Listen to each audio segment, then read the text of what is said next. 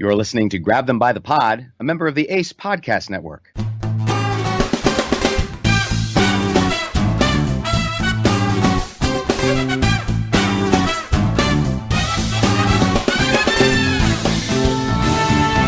Thank you for joining us here at Grab Them by the Pod. Welcome back. We're excited to talk to you, and much like Roger Maris, we've hit 61, Jesse. What do you got for us tonight? I want to tell our listeners that there's going to be a lot of depressing news on today's episode, but don't worry. We got fantastic news today. President Trump announced that he'll be creating the Space Force. It'll be there to save the day from all of those alien invasions, apparently. And it's interesting, the wording that the president used. He said, it's kind of like the Air Force. It'll be separate but equal. That's not good terminology for the president of the United States to use. No, it's not. And you thought that the Reagan administration with its Star Wars was about as out there as you could get.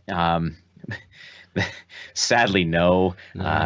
Who knows how serious this might be from the Trump administration, but the Space Force. Yeah, well, we'll learn more about it, I'm sure, in the coming months or years or whatever they try to do with this one. But to the news of the day, some very depressing news going on, as I mentioned earlier. We discussed this actually a few weeks ago. Families are being separated at the border, and it's become a huge story again in the past week or so. The White House has a zero-tolerance immigration policy, and this basically means that undocumented parents are being separated from their children. I mean, we've seen Laura Bush speak out about this. Michelle Obama spoke out about this. Melania spoke out about this. I mean, I think even Rosalind Carter today spoke out against it. Our old friend Anthony Scaramucci said it's an atrocious policy. So why is it still going on? Yeah, wait a minute. All of a sudden, the mooch is popping up all over the place. He's on TV. He's doing interviews. Yeah. He's, what's he trying to weasel his way back into the White House? Well, onto some media platform. You got to make that money somehow. You got to buy those $10,000 suits somehow. Yeah, I guess so. Well, even Melania herself spoke out about this a little bit, called for both sides to come together to fix this problem. Says she wants a country that governs with a heart. Both sides? Where have we heard that before? I'm not so sure that this is a both sides issue. It seems to me that despite what the president claims, that this is a pretty one-sided problem. Kevin, there are very nice people on both sides of this issue. That's what we hear out of this White House all the time. But according to a recent Ipsos poll, 56% of the people who they surveyed did not agree that it's appropriate to remove parents from their children. 27% of the respondents said they agreed with this policy, and 27%, that seems right around Trump's base, if I had to guess. Well, those are the crazies who preach about family values at the root of their policies. I guess it only applies if you're blonde-haired and blue-eyed. Yeah, if you come from Norway, because that's a very wonderful. It's not a shithole country, as the president likes to say.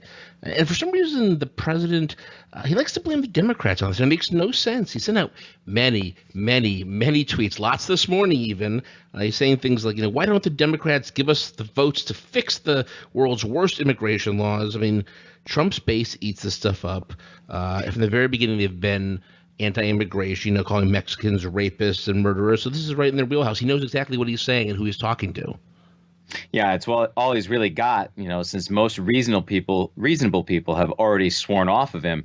Trump keeps calling for Congress, for the Democrats to change the laws, except there is no law that requires family separation. This is a policy.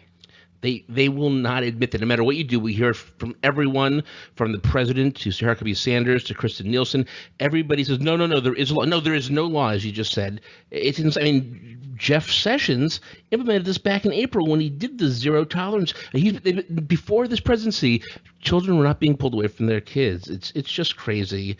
And I feel bad for these people who are coming here for a better life, and they're losing their children. We take it for granted. I can't even fathom this happening to me. You have two children. Could you even imagine anything like this happening to you?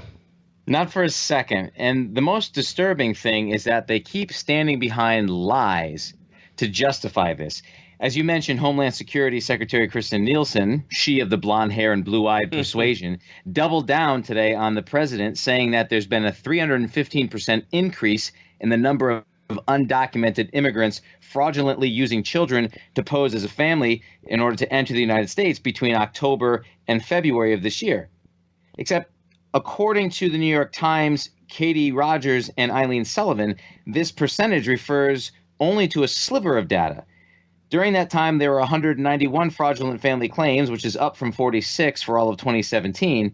But there was over 303,000 crossing attempts that were recorded. So this is a very minute piece of data that they're kind of clinging to and hiding behind, and they're fraudulently claiming this to be a bigger problem than it is to justify their reprehensible actions. I mean, Kristjen Nielsen, she was all over the place. It was the most insane press conference I've seen. I mean, any other administration, she probably would be handing in a resignation after this. She'd probably be praised. She was offended when they said, or when they asked her whether this was an intentional policy. No, of course not. But when you look at people like John Kelly and Stephen Miller, have both said in the past that it would be a good strategy. She claims that these minors that are being sent to these juvenile detention centers are being well taken care of. But two things on that. One, a reporter told Nielsen that we've seen pictures of older boys, but no girls, no toddlers. Where are these people? How do we know they're safe? And she couldn't answer that, even though she had just said, oh, they're all safe. And second, today, an audio was released from within a Border Patrol facility, and it's absolutely heartbreaking. It's audio of children crying, for their moms, for their dads. And in the background, you can hear Border Patrol agents laughing and saying in Spanish, well, we have an orchestra. What's missing is the conductor. It's just absolutely sickening that these people are laughing at these children who are crying because they're no longer with their parents. Again, I would pay good money to see any Trump official in an immigrant asylum seeker's shoes. And I'm seeing morons online who are like, oh, if you feel so bad for these children, offer to take them into your house. I'm like, that has nothing to do with anything.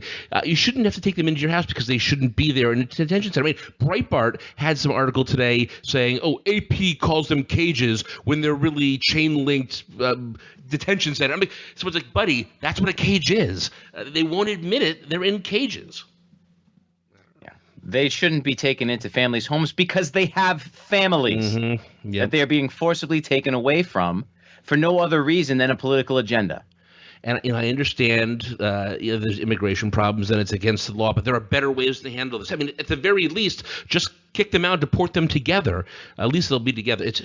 And Jeff Sessions is hiding behind the Bible as he does so often. He quoted Romans 13, says things like, orderly and lawful processes are good in themselves and protect the weak and the lawful. No. This has nothing to do with the Bible, even though Sarah Huckabee Sanders likes to point out that it's very biblical to enforce a law. If you look actually at Romans 13, it says a few different things I want to read off. And, I'm not religious, Kevin. Some people may call me an agnostic atheist. Other people may call me a heathen. It depends where you fall down on things. But if you're going to look at the Bible, I think you got to take the entire thing. And here it says, owe no man anything but to love one another, for he that loveth another hath fulfilled the law. They messed that one up. Oh, yeah. For this, thou shalt not commit adultery. President Trump. Thou shalt not kill. Thou shalt not steal. President Trump. Thou shalt not bear false witness. President Trump. Thou shalt not covet. President Trump. And if there is any other commandment, it is briefly comprehended in the saying, namely, thou shalt love thy neighbor as themselves. And then it ends here with, love worketh no ill to his neighbor, therefore love is fulfilling the law. Someone in the Trump administration, if they want to quote the Bible, should be looking at that and quoting that and saying, you know what, loving these people is more important than keeping them in detention centers. Yeah, you know what, I'm going to quote the Black Eyed Peas, where is the love? It's clearly absent from the Trump administration. This is being used as a ploy to get Democrats in Congress to get on board and moderate Republicans on board with building his damn border wall. They keep saying, we'll sign on to legislation if you give it to us. Why aren't you working on it? But they won't sign on to legislation to help these people. They'll only sign on to it if it means they're going to get $25 billion or whatever it is to the wall as well. And the Republicans are just going to go through with this. We mentioned last week that South Carolina Congressman Mark Sanford lost because he didn't agree with Trump all the time. Everybody in Congress on the GOP side is too afraid to stand up for what's right because they don't want to lose. And when you have Congresses that are ruling with fear, that's not good for anybody in this country. No, shameful, spineless milquetoasts is what they are. So that's what we're dealing with right now. And you should have seen, our listeners, if you have not watched the interview, it was right before Sarah Huckabee Sanders spoke today. The press corps was pretty much beside themselves. The press who weren't in the room on Twitter were beside themselves. You just listen to these people, the Secretary of the Department of Homeland Security, the White House press secretary, the president himself, just flat out lying and putting these people in these situations. It's enough to make you sick, and I'm not often without words, but I'm getting to that point right now. So. Yeah, I've been sick for a year and a half, Jess, and it's only getting worse. I'm telling you, and it doesn't get any better with the Inspector General's report that came out last week. And just a little background on what the Inspector General is. Congress created the IGs back in the 70s, was trying to fix government integrity after Watergate, things were a mess. And the original Inspector General Act established an office of the Inspector General in each of the 12 cabinet-level positions. The president appoints the IG, and it's supposed to be without regard for political affiliation, so they can be there from one president to another. It does have to be confirmed by the Senate. So while these IGs are politically independent, supposedly, they do technically serve at the will and the pleasure of the president. So Reagan, when he came in, just got rid of everybody underneath Jimmy Carter, and it kind of caused a ruckus. But since then, new presidents generally just leave the IGs in place. And they did eventually pass a national security-related law where things like the Department of Justice, Defense, State, Treasury, Homeland Security, these are some of the places that didn't necessarily have an IG originally. Now they do. And there are currently 73 inspector generals at this point. Ooh, that's a lot. Well, if we've learned nothing from history, right, learn from Watergate. The reason why the inspector general position was created. We saw a need, a demand for somebody in government to be looking into the improprieties of people in high places. I mean, this position needs to exist clearly because absolute power corrupts absolutely. So it does us some good to have these positions scattered throughout our government that are the watchdogs, kind of making sure that things are being done above board. But again, sometimes it is politically motivated. It's kind of like, who watches the Watchmen? I guess that's who the inspector generals are. So what did we learn from the inspector general's report? A bunch of things. First, it was really a bad look for Comey, but there was nothing illegal going on. It focused on two areas, really: James Comey and former Attorney General Loretta Lynch, and the Justice Department's decision not to charge Clinton with any crime regarding the use for private email server. The report states that the decision not to charge Clinton was not motivated by any kind of improper political bias among the Justice Department officials. Trump has been saying the exact opposite for 2 years. Here we have a report saying that's not true, but he's not going to stop saying it. Well, we should know better than to believe him by now. Well, that's a bad thing. We know that. Our listeners, I hope, know that, but there's a lot of people in this country that just don't. The report did come down on Comey. He's been hitting Comey on Twitter for a long, long time. And I do have my shirt that says Comey is my homie. But Comey did do some bad things here, or at least some things that were wrong. It suggests that his process that led to the public comments on Clinton in October and July of 2016, those were a problem. Making those comments without consulting Loretta Lynch and other top justice officials was kind of outside of the department norm. And the report also said that Comey himself was using personal email accounts to conduct some of this business. And guess what? That's what they've been going after Hillary for this entire time. Right. And I trust this report because according to NPR, it was nearly 600 pages long. It took over a year to prepare. So, I'm guessing this is pretty comprehensive. And what's coming out of this, I would take as pretty factual. And, so regardless of what the president may believe, I believe what's coming down here. OK. And again, I'll state for the record that Hillary Clinton did not do anything illegal. It may have looked bad, but she didn't do anything illegal. So stop with the damn lock her up chance. Stop with the crooked Hillary. The history is coming down on her side in this case. And she was out there tweeting today about these separations too. So she's getting back out there little by little. I guess the more that she's vindicated, the more she feels comfortable without there becoming, not a face of the Democratic Party, but at least a part of it again. One of the other things that they talked about, we mentioned it a few minutes ago, was that Lynch was criticized for her handling of the June 2016 tarmac meeting she had with Bill Clinton. The report suggests, she should have avoided it, but it does conclude that, there's nothing discussed there that had to do with the email investigation. It's just, again, it looked bad, wasn't necessarily bad. With Comey, again, he looks bad. He didn't really do anything illegal. I don't even want to say it was immoral, but it's just, I probably wouldn't have done that. It's not against the laws, but next go around, let's not do that. In bad taste. Yeah, there you go. In bad taste. That's the right way to say it. But it's easy to judge when you're in that moment. And Comey has come out kind of, I guess he's going to be celebrating himself and his story and pushing his agenda because, you got to make money. But in that moment, I think he was probably damned if you do, damned if you don't. If he'd said something, they yelled him. If he didn't say something, they yelled him too.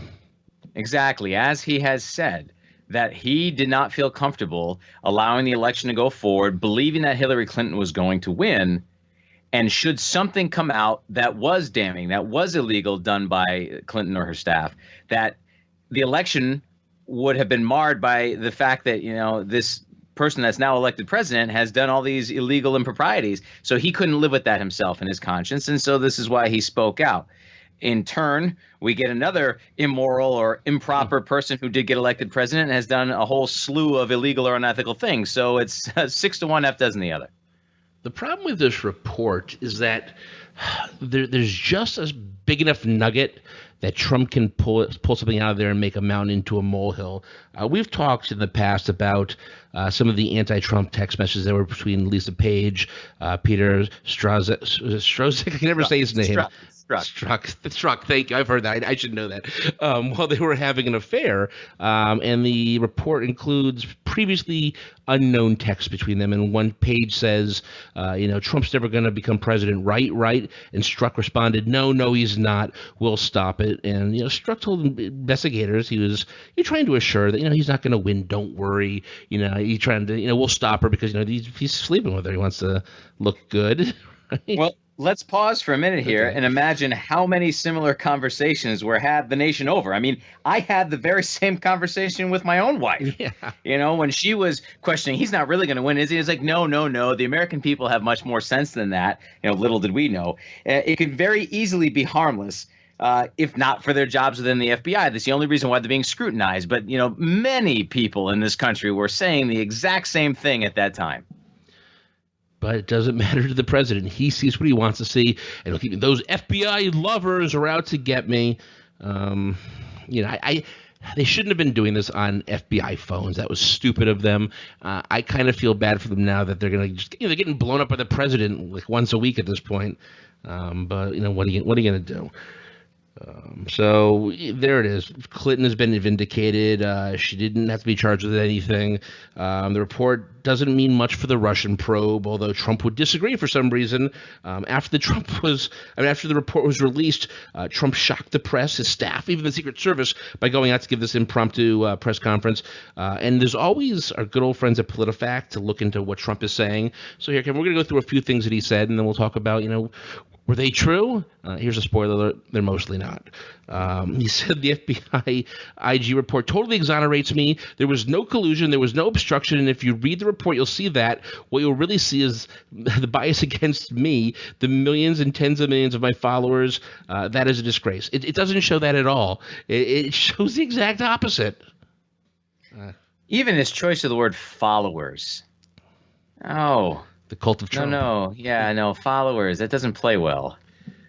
It's the fact that he looks at it, and there was a funny joke that Bill Maher told on his show on Friday night. He opened up and said, hey, President Trump assured everybody that he was going to read the entire report before making any conclusions.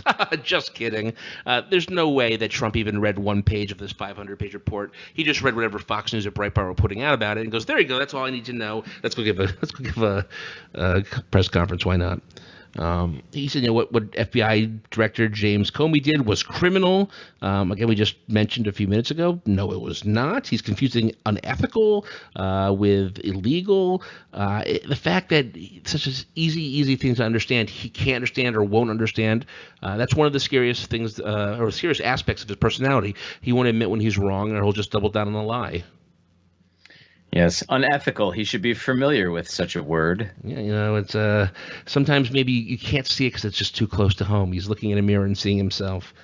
He said, I hate with children being taken away. The Democrats have to change their laws. That's their law. That's the Democrats' law. We can change it tonight. The Democrats force that law upon our nation, as we talked about a few minutes ago. Again, no, it's not a law. It's a policy, and the Democrats don't own that policy. Perhaps the one truthful tidbit of information he gave in that entire press conference is that he can change it tonight because it's a policy which can be changed by executive order, something he has the power within him to do. So go ahead, Donnie, put your money where your mouth is and change the policy. But then he wouldn't get money for his wall because he just made the wall 10 feet higher. 10 feet higher. And I don't understand what he needs money for. Mexico's going to be paying for this, right? So what's the problem? Yeah. He said, it's in the agreement with North Korea. It says he will denuclearize. I signed an agreement where we get everything. As we mentioned last episode, Trump really just signed a joint communique in Singapore, not an agreement. It was a statement of broad goals, not a binding promise to deliver anything. It said that North Korea commits to work towards complete denuclearization of the Korean Peninsula. But if you ask any experts, North Korea has said that before. Experts think it doesn't even mean what we think it means. They probably think Kim meant the removal of the threat of nuclear war by both North Korea and the United States, not actual denuclearization. So maybe there's not nuclear weapons on submarines or boats, but they're still going to have them. Yeah, much more likely than him dismantling all nukes. And maybe we'll be happy, but South Korea and Japan will still be shaking their boots, and for good reasons, too. I wouldn't blame him for that. And he said Manafort worked for me for a very short period of time. He worked for me for what, 49 days or something? Very short period of time. No, he worked for Trump for almost 5 months. He worked to consolidate Trump's support ahead of the convention. He was later promoted to campaign chairman and chief strategist. He made a lot of TV appearances on behalf of Trump and worked alongside Trump's closest advisors. Again, this is not something that we can't find when we look into it, yet he lies to everybody again and again and again. Yeah, maybe he was only counting weekdays or, days that didn't end in Y, something like that. Maybe he was with me for like a couple fortnight, maybe 49 fortnight. Does that work out? Don't get me started. On a brief side note, the video game Fortnite, wildly popular amongst the youth of our nation, and most of them don't know what the word even means. So we had quite a lesson on that when the game first started taking over my classroom. It goes to show that we're just old men now. I don't understand Fortnite. I see people talk. I mean, we're Red Sox fans. David Price can't pitch a game because he's been playing too much Fortnite. I just, give me Super Nintendo or Super Mario Brothers, Duck Hunt. I'm happy. Even Sonic the Hedgehog. You bet. And finally, let's talk about Michael Flynn. Some people say Michael Flynn lied. Some people say he didn't lie. I mean, really, it turned out maybe he didn't lie. No, he pled guilty to lying. He's a liar. That means he at least acknowledges there's enough evidence to convict him. So, ready, Jesse? Lock him up. And by the way, speaking of liars, during a Fox News interview last week, Trump said that part of his agreement with Kim Jong-un was to allow for the return of the remains of American soldiers who died during the Korean War. And that's obviously a very good thing if it does happen.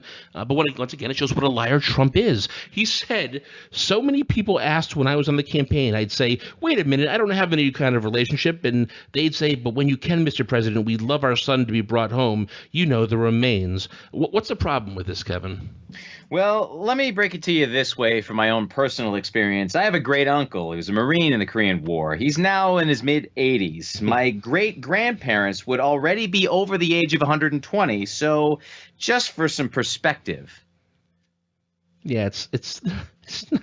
I mean, I guess it's possible, but it's not very probable. If we give the benefit of the doubt, it's not inconceivable to say that a 99-year-old parent of a fallen Korean War veteran may have approached Trump during the campaign. That's assuming that they had the kid when they were 18, and then the kid was 18 on the last day of the war. But he said we. He said they. It means multiple people are asking for him. Like, again, it's just a stupid lie to make up because I don't think there are a lot of 100-plus-year-old people going to campaign rallies and smashing through crowds to go talk to Donald Trump.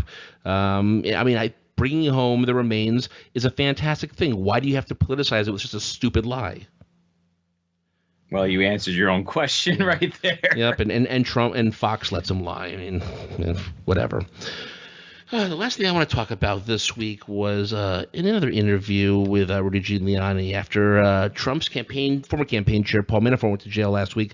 Giuliani suggested that Mueller's investigation could get cleaned up with some presidential pardons when it's all said and done. The actual quote was, when the whole thing is over, things might get cleaned up with some presidential pardons. I mean, the rule of law means nothing to these people. Trump can abuse the power of the pardon, and Congress just let him do it, and whatever. What are you going to do?